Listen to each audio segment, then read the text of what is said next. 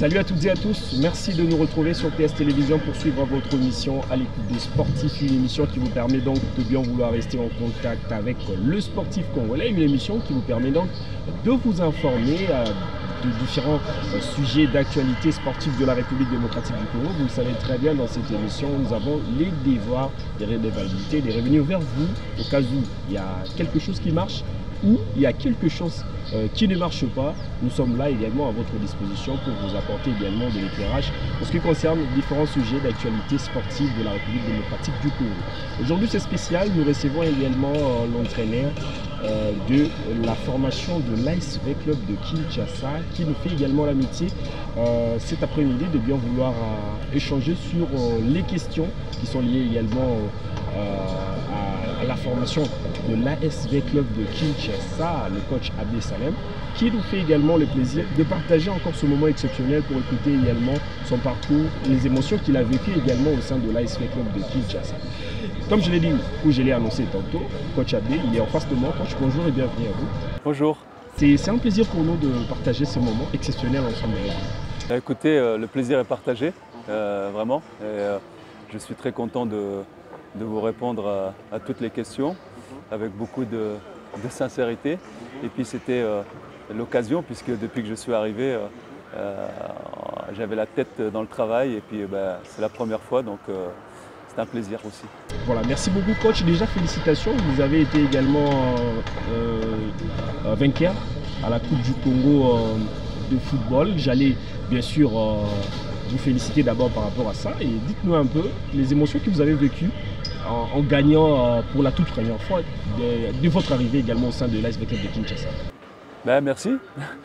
Les émotions, c'est que tout d'abord, je suis ravi et je suis très content pour le public de V-Club, l'un des meilleurs publics africains, mais aussi dans le monde. Et on ne pouvait pas terminer une saison sans leur offrir quelque chose, même si ils ont été un peu déçus de notre parcours lors de la compétition Linafoot. C'était la moindre des choses pour pouvoir nous excuser et aussi de les remercier de leur support, de leur présence tout au long de ce parcours qui a été mitigé. Donc c'est une joie incommensurable de pouvoir leur offrir ce trophée et qui nous qualifie directement aussi pour une compétition africaine. Et je ne pouvais pas penser une seule seconde que V-Club ne serait pas présente lors des compétitions africaines. C'était une nécessité. Donc voilà, non, de la joie pour tous ces gens-là, tous ces amoureux de V-Club. Voilà, coach, raconte-nous un peu l'origine de votre signature de contrat avec l'ASV Club. Comment vous vous êtes rencontrés? Qui vous a également contacté pour signer également la formation de V-Club? Eh bien, j'ai terminé mon aventure au Bénin. J'ai été recruté par le gouvernement de son Excellence Patrice Talon pour restructurer un peu le football au Bénin et de diriger, de structurer quelques clubs aussi. C'est ce que j'ai fait avec l'ancien club d'Esaé qui s'appelle maintenant le Topopo. C'était un club qui n'existait pas. On a tout restructuré de fond en comble en partant de l'administration, le service communication, le département sportif, la formation aussi. On a essayé un peu, même si ça a été un peu compliqué. Et dès la première année, on a été champion et on s'est qualifié pour la Ligue des Champions. Donc après 2 ans, l'aventure s'est arrêtée. Je suis rentré en France à la recherche d'un challenge un peu plus excitant. Et c'est là que j'ai reçu un coup de fil du président Amadou, qui est connu un peu pour la connaissance parfaite du milieu du football, de l'écosystème du football en Europe, en Afrique. Et quelqu'un l'a informé que j'étais libre, et, notamment le directeur sportif. Et on s'est rencontrés à Paris, il a voyagé, on a eu plusieurs entretiens pour connaître un peu ma philosophie, pour échanger un peu sur l'écosystème du football. Il a été vraiment intéressé par mon profil. Et ensuite, il a réorganisé un deuxième rendez-vous avec le chairman, M. Turan Mildon. Pareil, 2 rendez-vous dans lesquels j'ai pu un peu présenter sur PowerPoint ma vision du football, d'un club professionnel. Et c'est à partir de là que les discussions ont avancé et qui m'ont proposé ce projet de V-Club. Voilà. Dès le départ, vous avez eu quand même une idée sur l'AS V-Club de Kinshasa quand vous avez vu la proposition à table. Écoutez, V-Club, ça parle à tout le monde hein en Afrique. C'est un grand mastodonte africain. J'ai suivi V-Club depuis très longtemps. Quand on est passionné du football, on ne peut pas connaître V-Club. Donc oui, je me suis intéressé à ce club parce que c'est une fierté et un honneur de pouvoir diriger une équipe de Vita Club. Et c'est pour ça qu'on a avancé un peu là-dessus. Maintenant, lorsque la proposition a été faite, j'ai étudié la proposition un peu plus en profondeur et j'ai découvert que c'était un club depuis quelques années, notamment après le départ de Florent Ibenge, qui était quelque part un peu en perdition en termes d'organisation, en termes de structure, en termes d'infrastructure.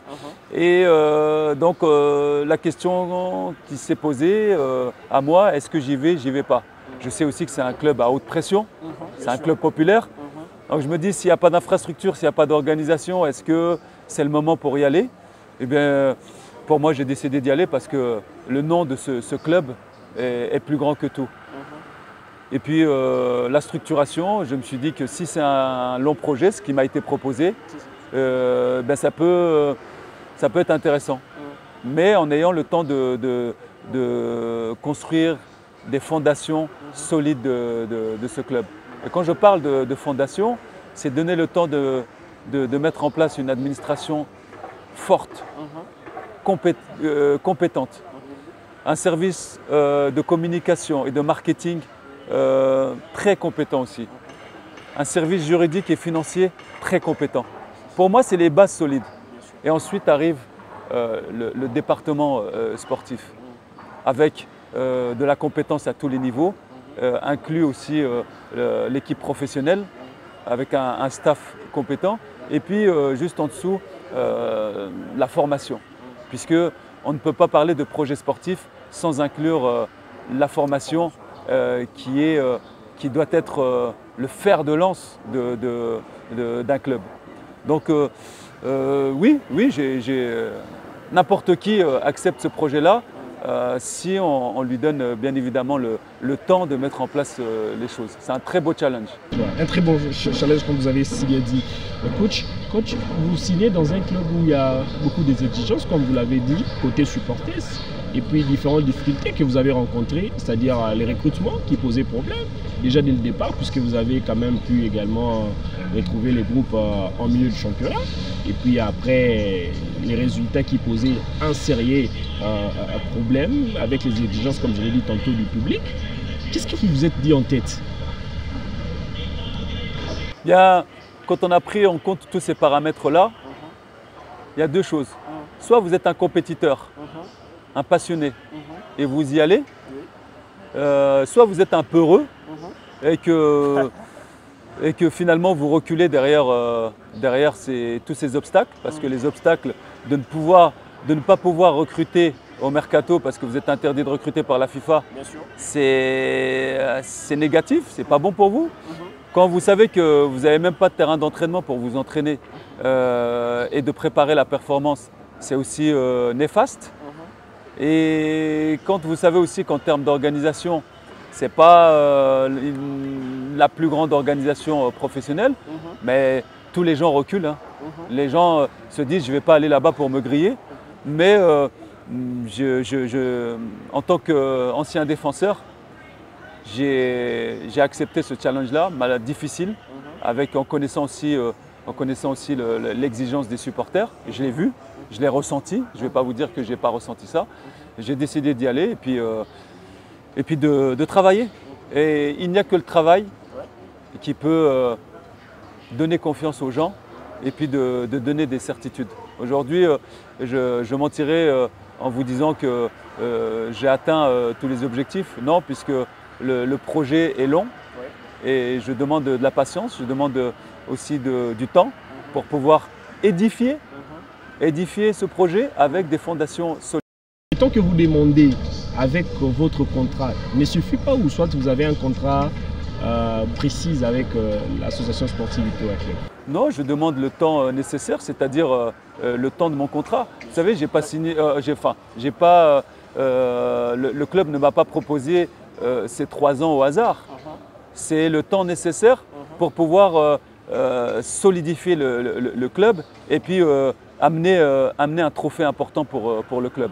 Mais la première année doit servir à construire des fondations solides pour avoir un lieu d'entraînement, par exemple, un lieu moderne dans lequel les joueurs peuvent s'entraîner 2 fois, dans lequel les joueurs peuvent faire de la musculation, dans lequel les joueurs peuvent récupérer, un terrain d'entraînement dans lequel les joueurs peuvent se soigner, un terrain d'entraînement dans lequel les joueurs peuvent se reposer, un endroit dans lequel ils peuvent manger et on peut contrôler leur diététique. C'est ça aujourd'hui un lieu d'entraînement dans lequel on peut préparer la performance. Parce qu'il ne suffit pas de construire un effectif, de ramener des bons joueurs. Ces joueurs-là, il faut notamment créer un environnement favorable à l'épanouissement des joueurs, un environnement favorable à la performance du joueur. Et c'est là que je suis très exigeant. Si on fait venir un entraîneur avec une idée bien précise du projet, parce que j'ai des idées bien précises d'un vrai grand club professionnel, c'est pas pour avoir des approximations, c'est pas pour continuer dans l'amateurisme. On doit être exigeant, rigoureux dans ce qu'on veut mettre en place parce que V-Club est un grand africain.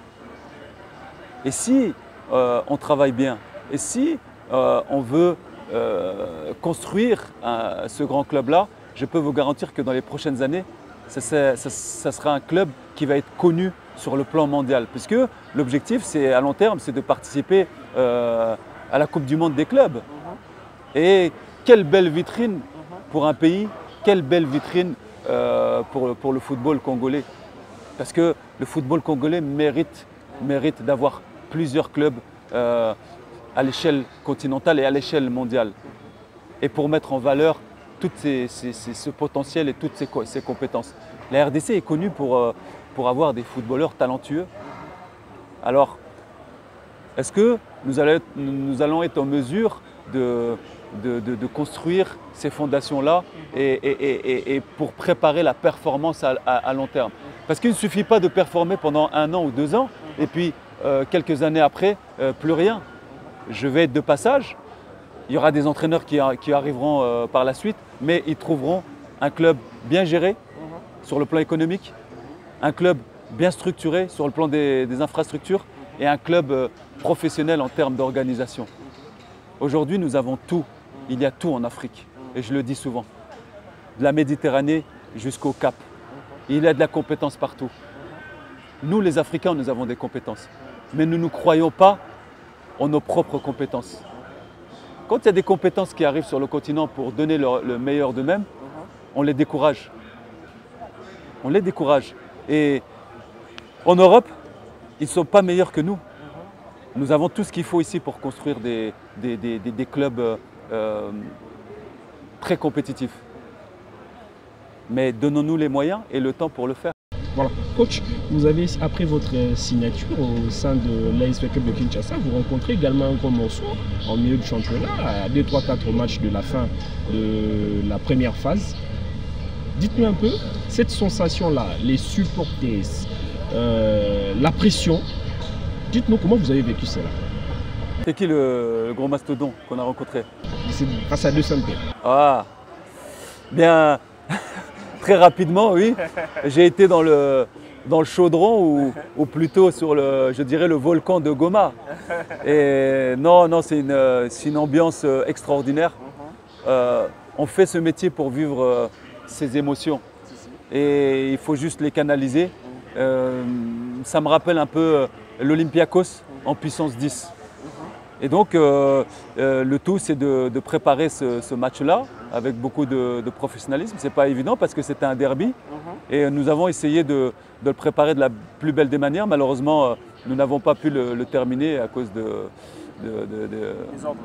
voilà, de ce qui s'est passé à la fin du match. Mais c'était une belle manière de rentrer en action, je dirais. La baptême, bien sûr. Ouais, c'est le baptême du feu. Ouais. Mais en tout cas, non, je n'étais pas surpris puisque je connais la ferveur des supporters congolais. Et c'est bien. Il faut. Je pense qu'avec le développement du football, on devrait plus le mettre en avant, cette ferveur. C'est bon pour le football africain. On doit montrer à tout le football africain que c'est une terre de football.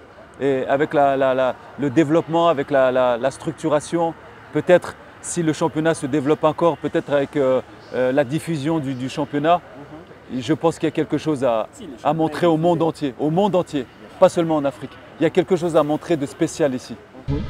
Voilà. Merci beaucoup, coach. Face aux exigences, comme on l'a si bien souligné, le club n'a pas fini sur le podium parce que V-Club, c'est un club aujourd'hui que tout le monde le sait que dans des phases classiques, puisque le championnat a un nouveau format, V-Club ne termine pas dans le podium à votre arrivée. Déjà, l'impression que vous avez pu avoir, est-ce que vous vous êtes dit ce que vous avez eu à connaître avant de signer dans le club, les différentes difficultés, et vous ne terminez pas au podium, bien que vous jouez également le play-off. Comment vous avez vécu ce moment-là? Le moment il est difficile parce que quand on vient entraîner un grand club comme Vita, on sait que même les matchs nuls ne sont pas permis. Hein. C'est comme tous les grands clubs. Hein. Et forcément, moi, à la fin de ce championnat, j'étais triste pour le public. Et un entraîneur, c'est une figure importante dans l'écosystème du club. Maintenant, c'est pour ça que c'est important aussi d'être patient, d'expliquer aussi les choses et surtout de construire un effectif pour cette saison capable de relever le challenge et de retrouver toutes ces lettres de noblesse et de jouer les premiers rôles. Voilà. Je pense que le public est intelligent, le public quinois est connaisseur. Ils savent très bien que nous sommes arrivés dans des conditions très compliquées, et je l'ai dit auparavant, avec pas d'infrastructure, une interdiction de recruter. Voilà. Et quand vous faites venir un entraîneur, bien sûr qu'il a une philosophie de jeu. Est-ce que ces joueurs qui sont déjà en place vont être en adéquation avec ces idées de jeu? Parfois c'est difficile, mais je dois dire qu'au bout d'un moment, ils ont quand même réussi à les assimiler. Mais il y a tous ces paramètres-là qui sont pas faciles à gérer. Et donc là, ils ont compris. Je pense qu'ils ont compris et je pense que le public nous attend sur cette deuxième saison. Voilà, avant peut-être de prendre la Coupe du Congo pour nous parler également des émotions que vous avez tant vécues. Déjà, comment vous évaluez également cette phase de play-off avec V-Club, puisque vous avez joué comme ça en aller et retour. Vous avez joué des gros matchs comme Mazembe, comme les Aigles qui vous a mis en mal également, tenu en échec bien sûr. Comment vous allez également évaluer également les matchs que V-Club a joué au play-off, puisque vous ne terminez pas encore bien sûr sur le podium? Eh bien, je pense que c'est un sentiment mitigé et si on doit faire un bilan, il faut être honnête. Quand on regarde la grandeur, la ferveur de ce club, on ne peut pas se contenter de ça. Et c'est même une insulte de se satisfaire d'un parcours médiocre. C'est un parcours médiocre comparé à l'envergure du club. V-Club, on le sait, joue les premiers rôles. Donc c'était un bilan négatif. J'étais satisfait par moment avec notre équipe sur le plan du jeu. Alors je n'ai jamais été satisfait pleinement sur tout un match puisque des fois nous avons maîtrisé une première mi-temps très très bien, et puis deuxième mi-temps nous avons été mis en difficulté, ou l'inverse. Et je ne peux pas parler de match référence, mais je peux parler de séquences de match. On a proposé des choses intéressantes, mais de l'autre côté, parfois on a commis des erreurs. Par manque de concentration, nous avons encaissé des buts. Aujourd'hui, si je dois faire vraiment un bilan, on a fait trop de matchs nuls. Et les matchs nuls ne permettent pas d'avancer. Malgré que nous avons été solides, j'ai une satisfaction, c'est sur notre animation défensive, où les garçons ont vraiment bien assimilé les choses. Nous avons été une défense très solide, mais nous avons manqué beaucoup d'efficacité. Très sincèrement, on n'a pas réussi à déstabiliser les défenses adverses. D'ailleurs, nous avons marqué que 13 buts. Les autres équipes, la première équipe, je crois qu'elle a 32 buts, ensuite 28, 24. C'est très peu pour pouvoir espérer jouer les premiers rôles. Et c'est tout l'enjeu du recrutement, c'est de bonifier ce secteur offensif. Parce que si vous ne marquez pas de but, vous pouvez être solide, mais si vous ne marquez pas de but, vous n'avancez pas. Parle-nous un peu de la collaboration quand vous êtes arrivé. Vous étiez bien accueillis. Comment vous avez pu faire pour être l'homme sage, si je peux le dire ainsi, puisque déjà en jouant les playoffs, vous avez alerté au comité de bien vouloir s'inscrire à la Coupe du Congo. Ça veut dire qu'il y a une bonne collaboration avec les dirigeants, mais parle-nous un peu avec vos collègues que vous avez trouvés au sein de l'AS Vecchio. Je tiens à les remercier. Je tiens à remercier l'ensemble des dirigeants, l'ensemble du club, qui ont été vraiment extraordinaires avec moi. J'ai été très très bien accueilli. Je pense qu'ils m'ont facilité aussi la tâche en termes d'intégration. Mais bon, c'est connu que les Quinois sont des passionnés, mais c'est aussi, pas que les Quinois d'ailleurs, des gens en RDC, ce sont des gens passionnés, mais c'est des gens qui ont un grand cœur. Et ils ont toujours une place pour vous dans le cœur, et ça m'a facilité. Au sein du staff aussi, j'ai trouvé un staff qui était déjà là, notamment avec le grand frère coach Raoul, coach Malé, le docteur Mathieu qui était là. C'est des emblématiques du club et qui m'ont facilité la tâche, et donc ça je dois les remercier par rapport à ça. Voilà. Et en jouant également la 58e édition de la Coupe du Congo, une première pour vous, comme on a parlé à l'introduction de cette émission, les émotions que vous avez vécues, dites-nous, jouer votre premier match jusqu'à arriver en finale, avec ce que vous avez pu dire également au comité de s'inscrire. Je pense qu'aujourd'hui, tout le monde peut vous donner également raison de ce que vous avez pu dire avant. Ou soit, c'est justement parce que vous avez rencontré des équipes qui ne vous ont pas également fait douter, comme vous avez pu rencontrer également en Ligue nationale de football dans la phase de play-off. Écoutez, les dirigeants m'ont compris. Je pense que j'ai pas été compris par certains supporters, puisque comme ils sont passionnés, ils ont l'habitude de jouer les premiers rôles.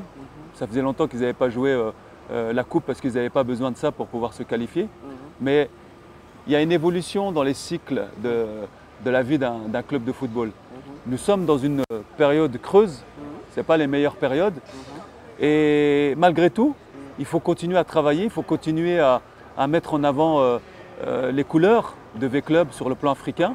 Et comme nous n'avons pas atteint les objectifs à la Lina Foot, il me semblait sage, en tant que coach, en tant que compétiteur, de proposer de s'inscrire dans cette compétition et pour tenter de retrouver l'Afrique.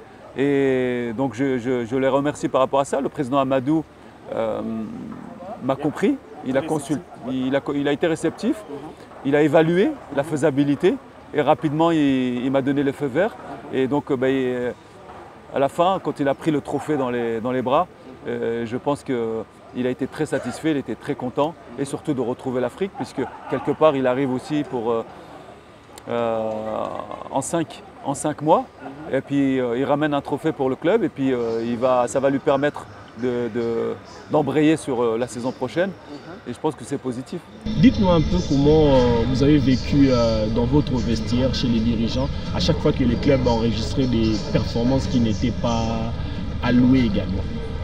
Il faut garder son calme. Vous savez, quand on passe nos diplômes d'entraîneur, il y a des modules des modules sur la gestion des émotions. Et c'est un sport extraordinaire qui provoque énormément d'émotions, positives ou négatives. Le football, je dis toujours, c'est l'école de la vie. Et dans n'importe quel moment, dans la victoire, il ne faut pas être trop euphorique. Il faut garder toujours son calme pour avoir certaines lucidités. Mais dans la défaite aussi, il ne faut pas tomber dans l'excès, dans l'énervement, parce que vous perdez encore la lucidité. Donc moi, en tant que coach de V-Club, dans ces moments difficiles, dans la défaite, tout l'enjeu, c'était de garder tout le monde investi dans le projet et de calmer la plupart des joueurs et aussi d'apporter des explications sur le plan tactique qui nous permettent d'avancer, aux dirigeants même parfois. Parce qu'il y a des dirigeants aussi qui… C'est compréhensible ? Oui, en principe. Je trouve que les dirigeants jusque-là ont été compréhensifs. Mais ils ne m'ont pas viré, donc je pense qu'ils ont compris. Puis surtout, ils ont compris aussi la sincérité de l'homme et est-ce que j'étais capable aussi d'apporter au club. Parce qu'avec eux, j'échange beaucoup. Ils savent de quoi je peux être capable si on me laisse le temps. Mais voilà, mais il y a aussi les joueurs qui sont importants. La confiance est importante. Et je disais tout à l'heure, la résonance des mots, le choix des mots dans les speeches, dans les entraînements, dans les séances est importante pour la confiance de tout le monde. Puisque parfois, vous savez, un coup de poing peut être plus agressif et plus meurtrier. Un mot déplacé peut être plus meurtrier qu'un coup de poing. Donc c'était ça l'enjeu, c'est d'être irréprochable, que ce soit au niveau des arbitres, que ce soit au niveau des adversaires. On a cette posture-là, un manager, un entraîneur doit toujours garder une bonne posture exemplaire, quelles que soient les péripéties, que ce soit dans la victoire ou la défaite. Voilà.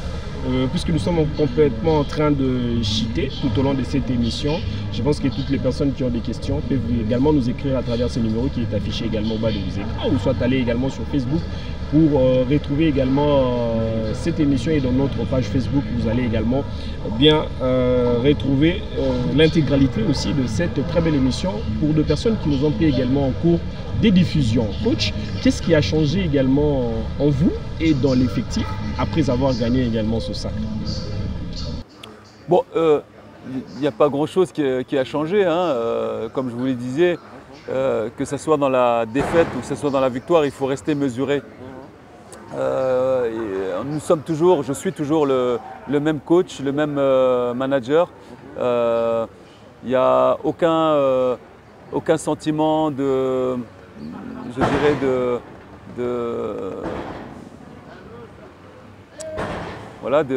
exorbitant. Voilà, je cherchais le mot, ou d'arrogance. Voilà, c'est le mot le plus approprié. On doit rester mesuré, se concentrer sur la suite. C'est bien, on est content, nous avons ramené ce trophée. Il faut garder les idées claires, passer à l'étape supérieure pour prendre l'envol. Nous avons mis sur les rails le projet, maintenant il faut le faire décoller. Il faut le faire décoller. Coach, projectons-nous déjà dans l'avenir. Vous comptez également faire avec ce même effectif ou vous allez également travailler avec les nouveaux joueurs qui vont donc venir? Et dites-nous un peu, vous allez, avec l'effectif que vous avez, vous allez les maintenir ou soit il y aura aussi des départs? Il y aura des départs. Quand on entraîne V-Club, on a l'obligation de résultats. Et on doit construire un effectif performant pour retrouver les interclubs et puis les premiers rôles, que ce soit sur le plan national ou intercontinental. Et bien évidemment qu'on va se séparer de certains joueurs. Alors c'est la période pour moi qui me fait mal, parce que quand vous travaillez avec des gens, quand vous partagez des choses, c'est difficile de se séparer, mais c'est la loi du football, c'est la vie d'un club de football. Et à ce titre, j'aimerais vraiment remercier du fond du cœur tous les joueurs avec lesquels nous allons nous séparer, qui ne vont pas continuer l'aventure. De les remercier par rapport à leur investissement, par rapport à leur professionnalisme. Et de leur souhaiter de retrouver chaussons à leurs pieds pour pouvoir continuer à progresser, pour continuer à se procurer des émotions, à se faire plaisir. Et nous allons nous renforcer avec des profils de joueurs bien déterminés, ambitieux, compétiteurs, pour essayer justement, je vous le disais tout à l'heure, nous permettre de prendre notre envol. Coach, merci de nous accorder cette interview. Nous sommes complètement arrivés à la fin. On nous fait signe que les minutes ont été également épuisées. Et un dernier message à tout le grand public pour la saison prochaine. Qu'est-ce que ces grands publics-là peuvent attendre de vous par rapport aux compétitions interclubs de la CAF et au championnat national de la division? C'est difficile de promettre, puisque vous savez que le football est une science inexacte. Pardon. Tout ce que je peux leur promettre, c'est qu'il y aura du travail, il y aura de la sueur, et que nous allons faire le maximum avec cette équipe-là pour rendre notre public heureux et fier.